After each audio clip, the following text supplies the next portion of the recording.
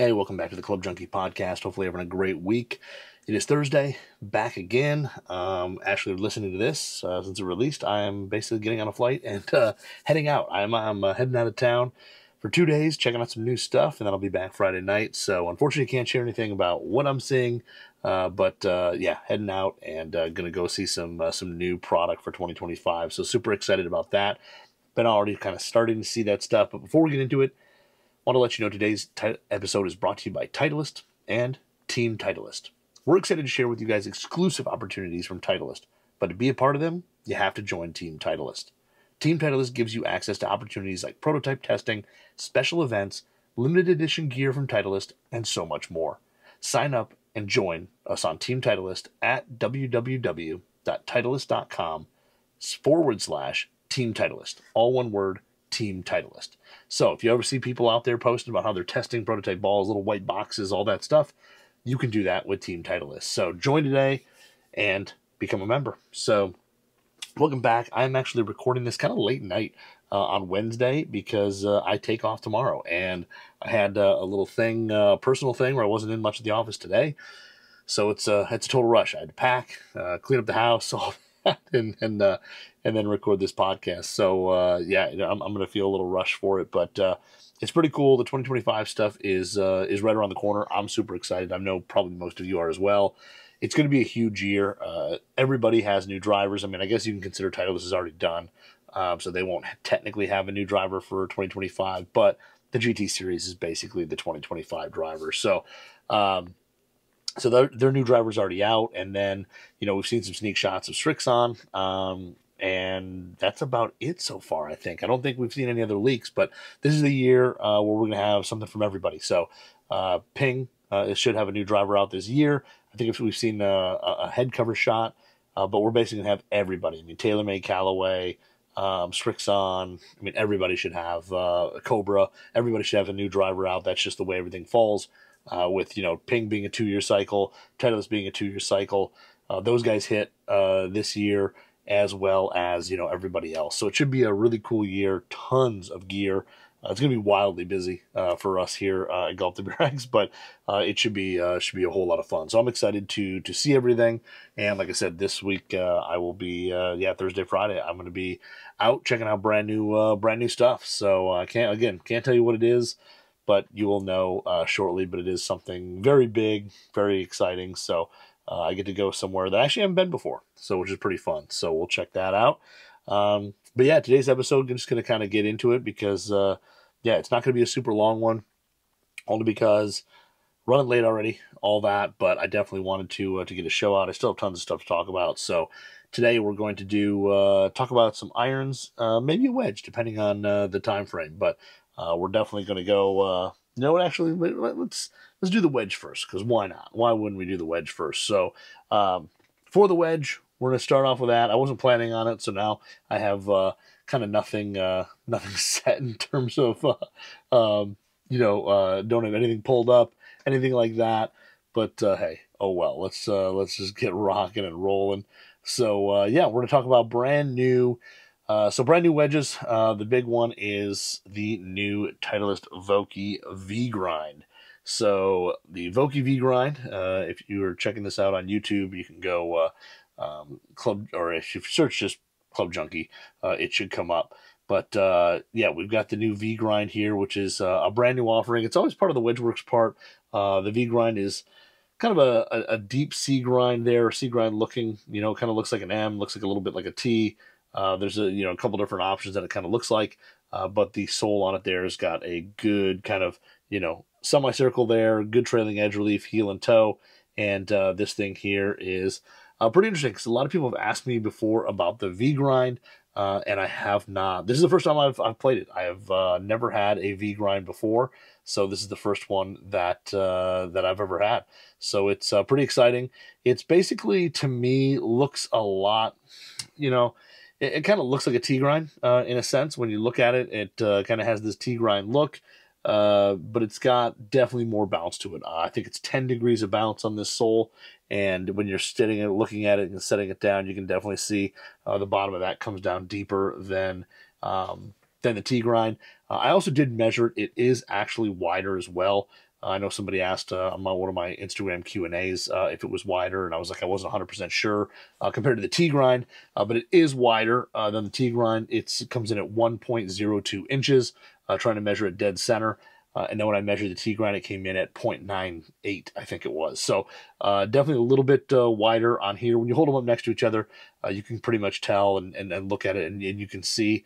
But it is a little, it's not 100% when you set them up. Like, you kind of go back and forth, but a little bit wider here on this new V grind. So, yeah, basically it is, an increased bounce wedge, meant for steeper players who play softer conditions, while still having all that relief in the back, so you can open the face up without the leading edge coming off the ground too far. So you can hit open face shots and get a little bit more a bounce or dynamic bounce through the bunker. So really interesting. And the interesting thing to me is, like, looking at it, it kind of looks very similar to L grind. When I held it up next to the bounce is actually shifted forward just a little bit more than the V grind. So when you hold them up together, the bounce in the T is a little bit more like dead center, where the V grind here, it's pushed back further, and then the L grind is actually even further back. So just a little bit different way bounce placement, and really kind of depends on where the club comes into the ground for you. So some people whose hands get or basically play a wedge that their hands are kind of in front of the wedge, sometimes they'll prefer the bounce to be a little bit more forward, whereas somebody who gets a little more neutral to slightly even, I don't want to call it flippy, but hands behind the ball, they may prefer that bounce a little bit further back, depending on what they're trying to do and what they're trying to accomplish and the shots they're trying to hit. So a couple different versions, but I hit the L grind. I've liked that. The T grind, I actually always my second choice in terms of getting fit for. I got fit into the 10S grind, but then a lot of you know I've been playing the 60A plus grind a whole lot, and that's definitely wider sole, more camber to it. You don't see kind of the grind line on the back, and there's just really no trailing edge relief on the A plus grind. So that one's great for square shots, but you don't really open it up much because, or if you do, it has to be pretty soft or in the rough, something like that, because the leading edge on that A plus grind does come up a little bit. So this one here definitely has more versatility to it, built for a player who I think is a little bit like me, plays in softer conditions. Well, I actually wouldn't say like me, because I'm not a person who plays a ton of manipulated face shots. Like, I don't play the thing wide open. I don't play, well, I'll open it if I have to, but I don't play like wide open shots very often. I play my 60 pretty square, unless I have to hit some kind of hero shot to go over a greenside bunker or something like that. So I don't play this typically on like a straight shot into the green. Even if it's like a 40, 50-yard shot, I'm going to hit 56-degree wedge there, just because I feel more comfortable there. I don't have to kind of swing as hard. I can kind of hit a little softer, easier shot, where with the 60, I know, if I had a little bit more skill, you can go after a little harder, add a little bit more spin, get it to stop a little faster and all that. I just don't have that type of skill. I just don't work on my game enough to have that. But yeah, I've been playing the A+ grind. I've really liked it. Playing the thing square, it's been really good. And you can kind of like that A+ grind. It just glides kind of under the ball. Like, it hits the turf, just kind of glides through, and that's it. It works really well for those shots. It just doesn't, out of the bunker, it's great, but it doesn't necessarily hit too many shots with open faces, especially off the like a fairway type lie. So took this thing out and played it and put it in the bag. As soon as I got it, I think I took it in and put it in the bag for my league that night, I believe. And took it out, and honestly, I played really well. But honestly, I like this thing a lot. The V grind, I was really surprised of how easy it is to hit. I knew it was going to be versatile. I thought it was going to be a little more demanding than the A+. But after hitting it, it definitely is easy to hit. It's pretty forgiving on square shots. Square shots to the target. A little bit like the A grind, you can kind of just set this thing into the turf, let it glide through. It'll get under the ball, pick it, get some spin on it, and get it up in the air. And it's pretty easy to do. It doesn't get through the turf quite, like, it doesn't glide through quite as fast as the A+ grind, but it does get through fairly well. I would say, closer to something like an M grind. It gets through pretty quick like that. And then, anything square was really good. I never hit any full shots with it, but I did hit a lot of square face shots, especially off the fairway if I was just off the green. And I hit some really good shots. I honestly hit it pretty close. brand new fresh groove, so of course it's, you know, it spins like crazy. Ball, you have to pretty much fly it to the hole, get it to stop, and it was actually pretty easy to do. I was impressed with how easy that was. And then yeah, opening the face a little bit. I did hit a couple shots just opening the face, and honestly, yeah, pretty easy. I mean, I would say, is it easier to hit than the A plus grind? Yes. Is it something where, you know, like the T grind, you can just throw it open and that leading edge just stays way down? No, it does come up just a little bit, but not too bad at all. And, you know, we don't play the tightest lies here in Metro Detroit, so not too big of a deal. When you do open it up, you're still going to get that leading edge is going to stay down better than those wider sole wedges. So did that. I mean, out of the rough, it works great because you can open it up a little bit. The leading edge coming up doesn't matter.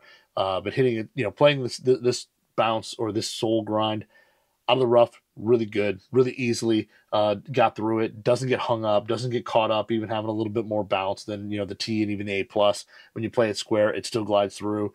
And honestly, I think between this and the A, it was tough to tell which one kind of floated through the rough better. That was the one thing with the T, is that I tended to get a little under the ball, catch it a little high in the face, and it'd come up short of the target and just you know, not roll out as much.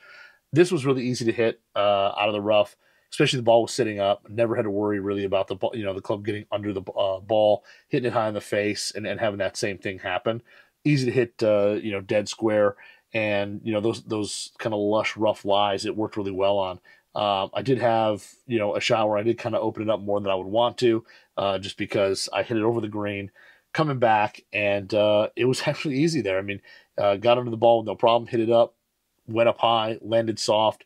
Unfortunately, where I was, kind of the ball releases down, so it didn't, you know, stop right next to the hole or anything. But it was a good shot. It landed close to the pin, and just released out because it was, you know, out of the rough and didn't get quite the spin that you would get off a fairway lie. But able to open it, play it really well. I played that really well. And then, honestly, playing it kind of forward, pressing it kind of back in your stance and pressing it forward to hit kind of a low, you know, low high spin chip shot. Really easy to do with this thing as well. The leading edge is sharp. It's sharp, but it's not crazy sharp. It's got a little bit of roundness and bevel to it, so it does get through. You know, it doesn't want to catch if you're trying to get that leading edge down and tight on it, and to hit that low kind of high spin shot. It doesn't catch, doesn't really grab. Now, I know we don't play here grass that has a lot of grain or anything like that would catch a wedge, so it's a little different. It may play a little different down in, you know, some of those other types of grass, but here worked really well there. And then on the bunker, I was pretty impressed. I had one bunker shot there. I came up short and hit a nice little bunker shot out and hit it dead center on the face. You can actually, I think, even see the little, you know, little mark there where I caught it on the face. Hit it dead center, came out with good spin. But the float on this thing, when you lay it pretty open, is really good. I mean, you see, you know, on there, you get to see a decent amount of sole there that when it hits the sand is going to basically hit and just glide through. It's not going to want to dig or get down. Now, you have to be a little bit more precise with this one compared to the A plus. A plus, you open it and it's just, you know, there's a ton of sole there. So if you're playing crazy fluffy sand or something like that, or you catch it a little bit fat, it'll probably glide through a little bit better, and you'll get a little better performance out of that fat shot compared to this. But this one still has no problem. I mean, I think if you're an average bunker player, this one would be fine for you. If you're somebody who needs a little more help, you know, the A plus grind is probably a little bit better there. But you know, pretty much this grind out of everywhere is just easy to hit. I mean, I was able to hit you know, just about any shot that I wanted to. Not that I'm some type of wedge magician or anything like that. It definitely you know, played, I think, you know, definitely more versatile than the A plus grind. I think it's definitely more versatile than the S grind, while still giving you kind of those good you know, high bounce kind of solution that you need, where it's not going to dig. Divot size is pretty medium. You know, the A plus maybe has a slightly shallower divot, but not by much. And then the other interesting thing too on this one is I've loved that, you know, Vokey this year, there's you know, very little, you know, leading edges are very straight, all that. This one to me has just like maybe a slightly more rounded leading edge on it. Nothing too crazy, but it just I have to compare it to, you know, my other two, but 60 degrees. But I think it's got just a slightly more rounded leading edge, and that probably helped as well, kind of getting through that rough and getting that ball out with no problem. But the 60V grind, Really impressed. There's a chance that this goes in the bag over the A+ grind. I really like it. I think it plays well. This is the first time I've actually hit a V grind. I've never had a V grind in my bag before.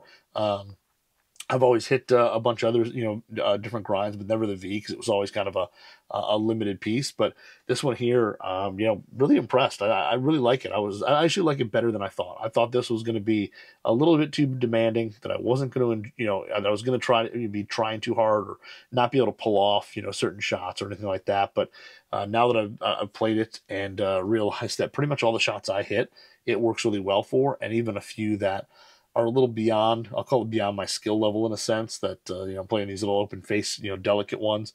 I can probably get away with them, which is pretty nice. So overall, I'm a big fan. I think this 60V grind works really well. I think it's a versatile higher bounce option. If you're somebody who likes a T grind or even an L grind and you just want a little bit more bounce, whether the conditions are softer, you're a little bit steeper, I think this is a great option. I think it gives, a lot of players, another wedge that they can try, that they don't have to give up, the ability to manipulate the face just because they want a little bit more bounce. So a really nice wedge. I think it's, a good Midwestern wedge in a sense for us guys who play in soft conditions, but also if you're a steep player, I think this would work really well. So overall, really impressed with it. I really like it, and this is going to be definitely in a little bit of competition with the A+ grind. So we'll see. The A+ grinds I've been a little bit more consistent with. I've had some more time with, but this one here, I could see it knocking it out only because it is definitely something that just gives you a few more options that the A+ doesn't. So overall, really happy with it. Sound and feel, all that same as an SM10. It's soft. Feels good. Ton of spin. Especially off those tight lies. So really good option. It only does come in raw. It's only part of the WedgeWorks, and there you can only get a 58 and a 60, which is a little bit of a bummer, but it is an option there if you want it. But the 60V grind, definitely impressed with it, and glad I got one and got to try it because I don't think I would have sought one out just because I probably wouldn't have thought it was much of a wedge for me, but it really was. So big fan. If you want to check out more, go to Titleist.com, check out the Vokey stuff there, and they've got the V grind on there as one of the WedgeWorks options. So you can also go through WedgeWorks and customize it however you want. If you want to, have some stamping, paint fill colors, all that stuff, they can do all that for you. So really impressed. Really like the V grind. I think it's definitely got a shot at the bag. We'll see. We'll let you know in a few weeks if it makes it, but we'll try from there. So that is the 60V grind. And then for the rest of the show here, we're going to talk a little irons. And they're not going to be the irons I think that you probably expect, but they are some pretty interesting irons. So interesting irons, the first one we'll talk about is, but they're both MacGregor. So yes, MacGregor is kind of back. MacGregor went away, unfortunately, after some rough years, and they are now back as a direct-to-consumer company, a brand, and they are making everything from basically blades all the way to multi-piece game improvement heads. So a lot of options. Stuff's pretty inexpensive. I've been was pretty impressed with a lot of the of what they have. I remember seeing them and wondering kind of what was going on. They had all these new irons, and then saw that. I think the first ones I saw they were down to the PGA show, and I think that I saw one of the more game improvement ones, and I was like, okay, MacGregor's back. That's great and everything. And then I noticed at one of the racks that they made, or maybe I didn't even notice on the rack. It might have been the website, but I noticed that they make some milled irons. Like they make these kind of nice milled irons, and they've got two different sets. So they've got basically a larger cavity back called the MT Milled, which is this one here. And it's got a kind of a larger cavity to it. Big chunk of the mass is centered right directly behind the ball. And then they've kind of hollowed out a bunch. It's got a fairly deep cavity, ton of weight down low on the head. And the whole back is kind of milled with, you can see the milling lines and all that, which is pretty sweet. They actually look really nice. I think they did a really nice job. They're 1020 steel, 1020 carbon steel. They're forged. You can get them in black and silver. and these ones are meant for kind of the mid to low handicap. These are the cavity backs here that are meant for mid to low handicap. And then they make an MT Pro, which is basically a blade for the most part. It's got a super shallow cavity up top, but I mean, you're talking very, very little material there is removed and moved out to the perimeter. So these are more of like a blade. They have like almost no offset on them. And same thing, they are forged carbon steel. And most of these, they kind of come in one setup, which is they make 4-through gap wedge on the MT milled, and then on the I think it's the same thing here on these MT Pros. But basically 2 different sets. They make both of them in either silver or black, so you kind of have an option of what you want. But these are basically made for the highly skilled player, the super low handicap, and yeah, these ones here you can basically get a 4-through gap wedge as well. So pretty interesting, nice milling on the back. The faces, the overall look of them is pretty good. Now I'll start with the MT milled because that was the one that I kind of said that was kind of my well, I wouldn't say my bread and butter, but it's a little bit more forgiving. It's one-piece forged, but it's it has got a cavity on it.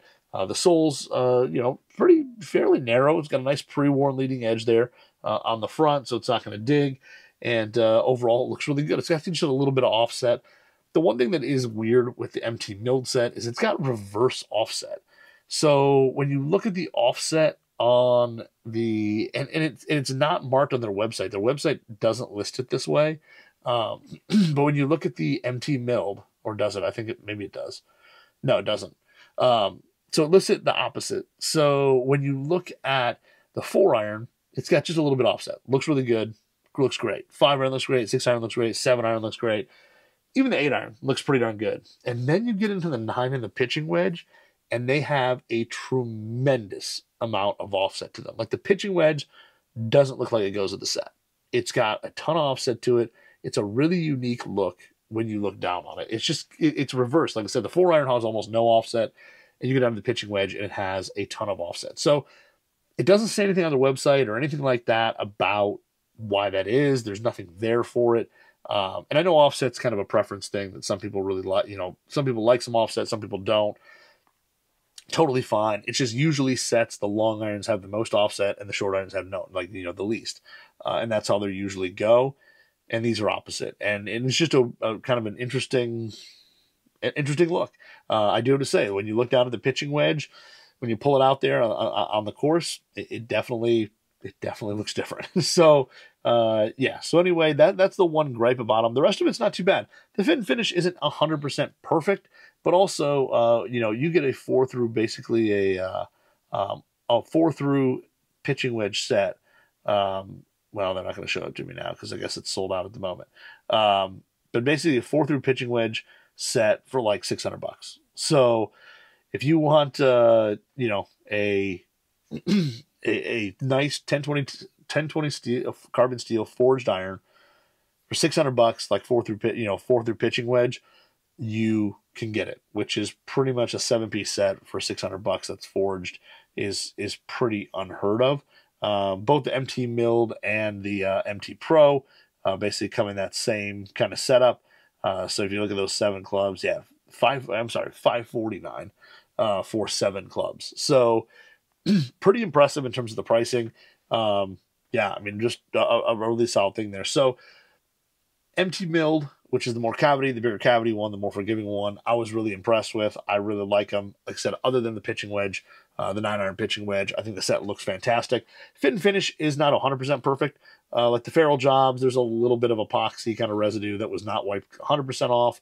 The ferrule's got a little dullness to it that, you'd expect it to be a little shinier. And then you get it shiny on some irons. So there's little things like that aren't necessarily 100% perfect. But for $600, you get a forged head, a KBS Tour V10 shaft, and an actual Lambkin crossline grip. So I mean, you've got quality components here for $600, which is pretty solid. And for the most part, they look pretty good. So the fit and finish, again, not 100% perfect, but also if a ferrule's a little dull or something like that, I think you can live with it for $600 compared to, it's pretty much half the price of a forged cavity back from anybody else. But the top line looks good. The top line's pretty thin. The toe is a little bit squared off, a little bit sharper up at the top. So overall, it looks really good. I don't love that they on the black ones you don't notice it so much. The black, the face looks really good. On the MT milled or the MT Pro, that's silver. And I don't know if they do this with the MT milled. I don't have those there, but they fill in the grooves with black paint, and I don't know. I feel it just doesn't.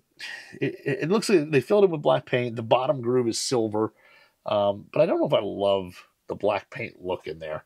I just feel like it's going to wear over time, and it's going to kind of not look as good. But the rest of it, the finish is kind of a satin. The milling on the back looks nice. Has, forged all over it, and they look really good. So the MT milled, the more forgiving one, is very playable. I was pretty shocked at how playable these were. These play really well. They're not insanely forgiving, but they're noticeably more forgiving than the MT Pro. And I didn't think they would be that way, both being kind of one-piece irons. I didn't think they would actually be, that much more forgiving or even noticeably forgiving, but they definitely are. These, you can kind of hit it off the toe a little bit. You can hit it low. You can kind of hit it a little bit in the center of the face, a little bit all over, and you still get away with a pretty good shot. They're not crazy long. They are just a little bit, the lofts are pretty traditional. They're hair strong. They play with a 44-degree pitching wedge, 31-degree 7-iron, and a 21-degree 4-iron. So they're a touch strong compared to other, like a forged cavity that would be out there. They usually play 45 or 46 depending on the irons. But they perform well. They played really well. Sound and feel, they actually feel pretty good. They're a hair firmer than some other forgings out there. You get a touch of a little bit of click. You get a touch of firmness. They're not like crazy soft, but they're pretty darn soft. For $600, I wouldn't complain at all of how these feel. They're pretty darn good. They could be a touch softer compared to, say, a Mizuno or something like that. But again, you're looking at half the price. And I think if you're getting, 85% of the softness and that forged responsiveness and all that, I think that's a pretty good deal. But they play really well. I went out and played them. I have a full set of the MTs or the MT milled.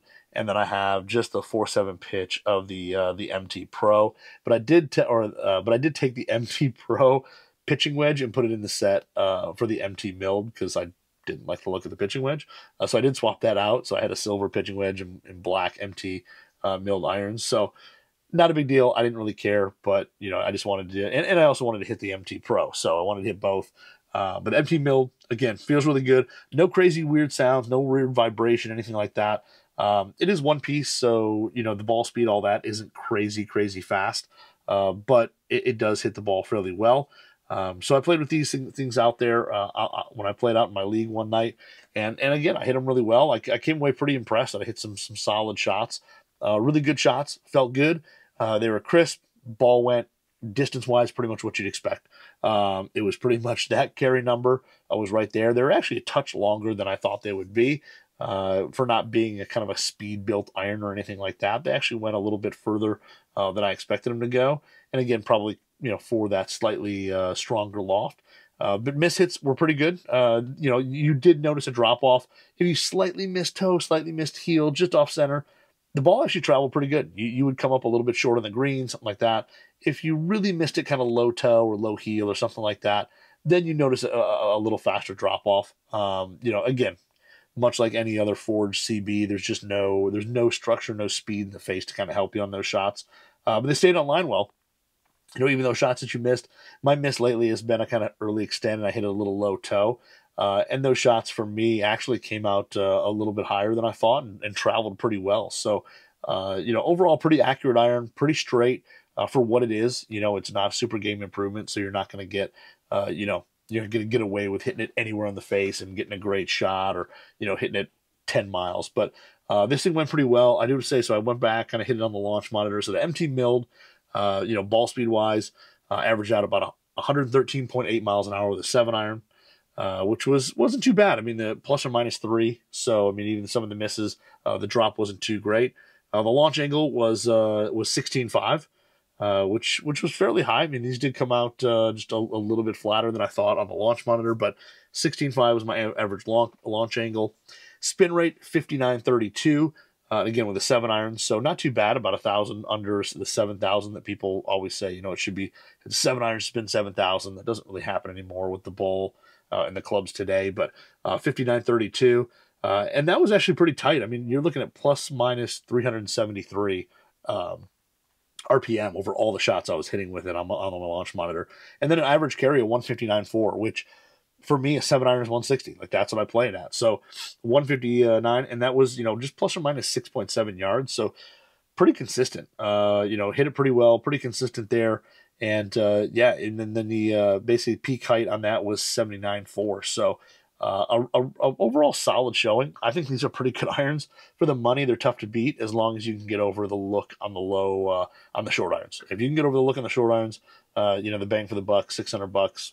They're pretty darn good. So I was overall pretty impressed with these things. The black finishes held up pretty well. I mean, it's one round of golf so far, but the black finishes held up so far really well. Turf interaction was good. The soft conditions we play in, it hasn't rained a ton or anything, but that pre-worn leading edge, the club got through the turf quickly. The sole is fairly narrow, so turf interaction was good as well. But the MT Mills really, really solid for bang for the buck from MacGregor.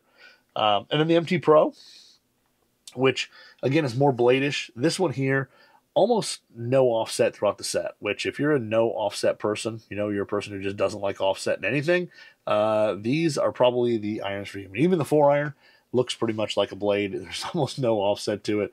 The 7 iron, I think, is 0.7 millimeters, and the pitching wedge is 0.4 millimeters. They say the 4 iron is 1.2. Man, I feel like it's just as low as the 9 iron pitching wedge. There's not a whole lot of offset to them, but they look really good from address. Top line, same thing, is pretty thin. I think they do a nice job, a little bit more where the hosel and that top line meet. They do a little bit nicer job of hiding that or slimming it down in the MT milled. Again, slightly squared off toe, very little offset, pretty straight leading edge. An overall good looking iron. I mean, it comes in this nice kind of satin finish, which the satin finish on the toe, I'm sorry, the bead blasted part of the dead center can get a little glary. It's not quite rough enough to reduce the glare totally. There is just a little bit of glare off that. So if you take those out, you do notice that will shine at the perfect spot. It's not horrible, but you do notice a little bit if you're going to kind of, manipulate in the face a little bit or something like that, getting squared up, you might notice it. Again, as I said, the black paint in the grooves I don't love, but it's fine. It'll wear off eventually. Same thing with this one, pre-worn leading edge on it, thin sole, and just a ton of mass back there. And these actually, I think, feel a little bit softer than the MT milled, the MT Pro do. The MT Pro is just a little bit softer. You get a little bit more of that thud instead of getting a little bit of click. Now these ones here, when you hit them flush, they feel really good. For $600, I don't think you'll find a set of irons that feel better than this in terms of new irons. But they did a nice job. These feel really good. Same thing. These actually play a degree or two weaker depending. So this plays also 45 pitching wedge, 33 degree 7 iron, 23 degree 4 iron for the MT Pro. So a little bit more traditional lofts with these, and launch angle you'll see when I talk about them. These definitely did launch just a little bit higher, but again a little bit softer. Turf interaction was equally as good. I did notice not near as forgiving. Like these, when you hit it and you missed, the drop off was much faster. This reminds me a little bit of a blade. When you missed it, a little bit low toe, something like that, you're going to see that ball kind of drop off faster. You're not going to see as much distance carried. I know that the first shot on one of the par threes, I hit it kind of that spot, that little low toe, and I hit it decent, and it kept going straight. It just came up. I think I might have just made it onto the green, but I was nowhere near where I was supposed to be pin high. I mean, it was a good 15 yards short. But these things, when you hit them flush, distance-wise, really good. They're a little bit shorter than the MT milled, but these ones here, like I said, you do notice a little bit more drop-off in terms of that forgiveness. But again, these are built more like a blade. They're built more for the player who is going, the lower handicap player, the single-digit guy. That's what these more are built for. So same thing. These have KBS Tour V 110s, lambkin crossline black grips. So I mean, the build is pretty solid components. Again, these things look really good. Sound and feel a little bit softer, even though these, again, are, I think, 1020 carbon steel as well. So same stuff, just a little different design, less cavity. You get a little bit more solid feel to it to me. So, again, if you're somebody who wants to work the ball, flight it high, hit it low, I would say these come out kind of a mid-trajectory. I know the Tour V is a little bit lower launching, but I think these are a true kind of mid-trajectory. And, you know, if you want to hit it high, hit it low, do all those things, you're going to be able to kind of work the ball whichever way you want with these. And again, out on the course, you know, hitting shots, they came up a little bit shorter, but again, being a couple degrees weaker. It wasn't anything crazy. When you hit it flush, it was one of those where, you know, expect to hit it 150 or 160, you may hit a 158-ish or whatever. So it wasn't a ton, but they came up just a little bit shorter. And, but again, feel really, really good. On the launch monitor, ball speed for the MT Pro, 112.3, so a little bit slower than the MT, and I think a lot of that has to do with just the slight misses. The slight misses, it dropped a little bit faster. And then launch angle, 18.5. Again, this is with 7 irons, so, you know, 2 degrees or 2 degrees weaker, 2 degrees more loft, kind of makes sense. Spin rate, 64.82, so definitely a little bit higher spinning. And now, interesting enough with these, my start line was a little bit more right than, and my offlines were all a little bit more right than compared to the MT Pro, so or MT milled, which was interesting. So I hit these just a little bit right, more right of line than the MT milled. But these ones, 64.82 is my average spin, again with a 7 iron, and then average carry distance 155.8. And again, I think the flush shots were 159.7s and all that, but you did have a few that dropped off a lot faster, like a poor shot with the MT milled was like 153, 151. I had a 146.5 with this, and, you know, a couple more 152s and things like that. So definitely a little bit more drop off. These are a little bit more demanding. You need to be a little bit more precise. And then again, offline, a little bit more right. You know, it was like 8 yards right as opposed to 3 yards left, which was interesting between the two. And then, you know, backspin there, and then peak height 87.5, so significantly higher than the MT milled, MT milled. But these here, really impressive. I mean, for the money, $5.99 for a set of these irons with, you know, name brand shafts, name brand grips, all that. Really not bad. I mean, like I said, the fit and finish is not 100% perfect, but it's not bad at all. And overall, I think they're a solid set of irons. So I think MacGregor did a nice job with these, and they're definitely worth checking out. If you're looking for a new set of kind of more player designed irons, these two models definitely have some advantages. So if you go to MacGregorGolf.com, you can check out more of the details, see all the specs on these. It's MacGregorGolf. So MacGregorGolf.com. Check out the MT Pro, MT milled. Solid irons. They really are. I mean, for the money, it's tough to beat. I think they did a nice job with them. And, you know, like I said, for that kind of cash, anything new is out of the question. But overall, really, really solid kind of direct-to-consumer irons. So that's all I've got for you today. Hopefully you guys have a good weekend. If you're not following me on Instagram, please do, at Club Junkie Pod. If you're listening to this, wherever you're listening, please like, subscribe, whatever. If you go to YouTube, you can watch. Go to YouTube, search Club Junkie. Please, same thing, subscribe, all that over there. And, yeah, that's all I've got this week. After I travel, we'll have another show next week. And, yeah, have a good weekend. Play some golf. We'll talk next week.